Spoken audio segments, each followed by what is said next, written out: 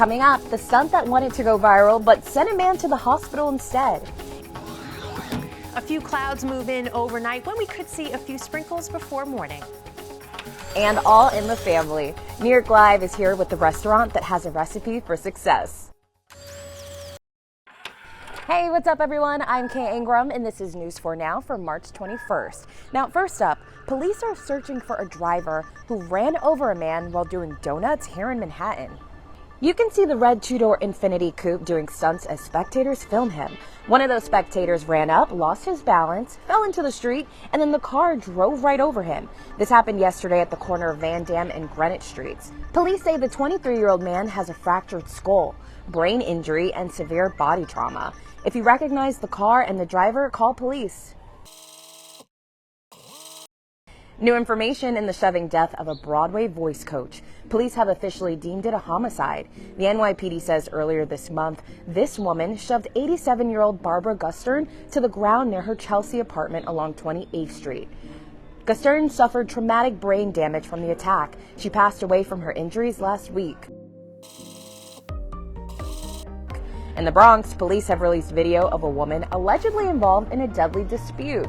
Two senior NYPD officials say this woman argued with two men inside the Dunkin' Donuts on East Gun Hill Road Friday afternoon after accusing them of standing too close to her.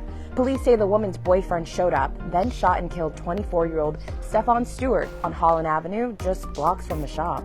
Stewart's family and neighbors who did not want to show their faces tell us Stewart had just moved here from Jamaica, and he will be greatly missed. What a sweet young man. My God, he would hold the door and help me with my granddaughter and the dog. Everyone's help will be very much appreciated because Stefan didn't deserve to die that way he did. Police tell us they're hoping these images will lead detectives to the suspect and her boyfriend. Also new, for the very first time since the pandemic shut down New York, the NYC Half Marathon finally returned. Thousands ran their way through Prospect Park all the way to Central Park. The 13.1-mile race is the only one that shuts down the FDR. For many people running, they say it's been a long wait, and they were happy to get out there again.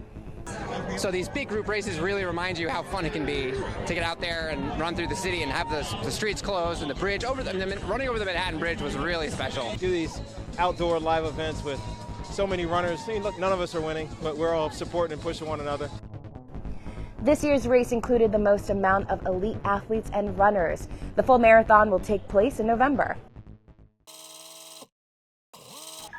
Hi there, I'm Storm Team 4 meteorologist Maria LaRosa. Another day where temperatures got above average. What made it a little bit cooler time to time, those gustier winds out of the northwest, anywhere from 10 to 15, almost 20 plus miles per hour at times. That'll continue during the early evening hours. Winds ease a bit as we head into the overnight. That makes it a little bit more comfortable and certainly makes for a more comfortable evening, which should be really nice as temperatures stay in the mid 50s for the late dinner hour. A few clouds begin to move in overnight, and you can see that with the hour by hour. There may be a sprinkle or two associated with this, but otherwise we do stay dry and start another nice day for tomorrow. On the cool side once again though, 44 in the city. Will dip down into the 30s from White Plains, Sussex, and Poughkeepsie, as well as Bridgeport. Near 40 degrees from Long Island and down the shore.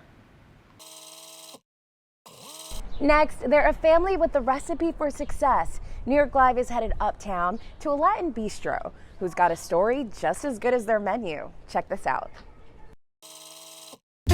Today we're reporting to you directly from the heart of Harlem, best known as El Barrio. Cascalote Latin Bistro is a restaurant that's family owned, and between their passion for food and the love and help of their family, they're making magic happen in the kitchen. Let's go check them out. Tell me, what does your father mean to you? Because this is a family-owned restaurant. For me, he represents leadership, he represents culture, he represents discipline, he represents determination. I can go on and on about what my dad means to me. He's opened up so many doors for me in this industry, and I'm very thankful for that. It's very overwhelming, but it's a good overwhelming because it keeps me pushing. You know, I don't have recipes written down from my grandmother. My dad is the first cook in our family. Let's start with this one, because I have a relationship with mole, and this is full of mole. Okay, so we have enchiladas and mole, which is roasted chicken and corn tortillas roll it, and then we start with cheese, top with the mole, and a little salad with pickled onions and radish on top. Oh, wow. Which is delicious. Our bandeja, we have a skirt steak, jasmine rice, sunny side up egg, house-made arepa cheese. This is our chuleta al pastor. In Mexico, we sell tacos al pastor. So we serve with onions and pineapple. So I decided to create like a pineapple jam. We serve with shaved Brussels sprouts and our arroz moro, which is rice and beans. This is our open face quesadilla with chicharrón, which is the roasted pork belly. My boyfriend is present. Yeah, okay. The mole. The mole. I want to make a toast Cheers. to family, Thank to you. making dreams come true, and let the success Thank you, it's a continue to come. pleasure. Cheers. Cheers. And finally, New Jersey and all of the tri-state are celebrating a Cinderella story of the NCAA tournament. I'm talking about the St. Peter's Peacocks, who have just advanced to the Sweet 16. News 4's Adam Harding got a chance to catch up with some of the players making history. Check it out. They've always been the big guys on campus, but now the basketball players at St. Peter's University are flat-out giants. Everybody down here, stay down and chalk. And they are winning over Jersey City. This is what Jersey City's about. This is what they represent, man. These are young men. Look at them. Just look at them, man. And they make us feel good in our hearts, man, that we are part of this. You know what I mean? Nobody, Jersey City, who's Jersey City? Now we know. Y'all put us on the map.